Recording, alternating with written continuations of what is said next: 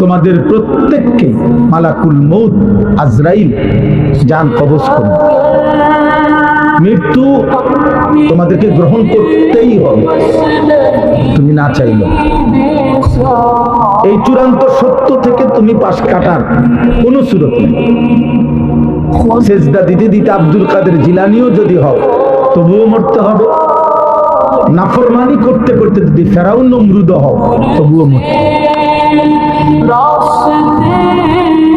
যেতে তোমাকে হবে, আল্লাহর কাছে যেতেই হবে। মালাকুল মউত আজরাইলের কাছে জান কবজ হবেই।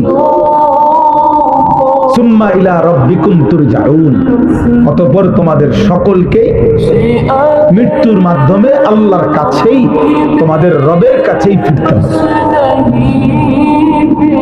তাহলে আল্লাহ তাআলা বলেন, বান্দা বুঝো আর না বুঝো এই চূড়ান্ত সত্য আমি আল্লাহ থেকেই শুনে নাও। এবার তুমি পাত্তা দাও আর না দাও এটা কোনো বিষয় না, বাকি আমি আল্লাহ বললাম, আমি জানিয়ে দিলাম।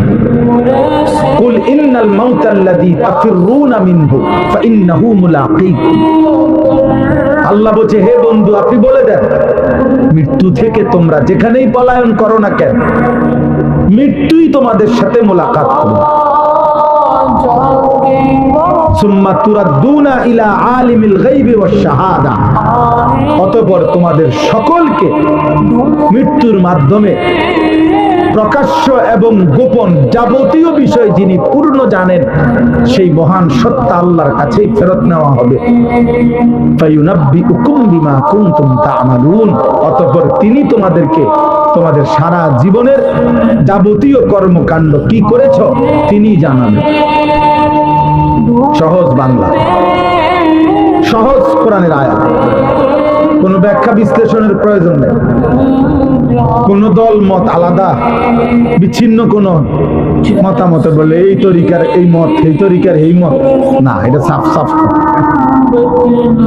একদম বাংলা কথা এটা।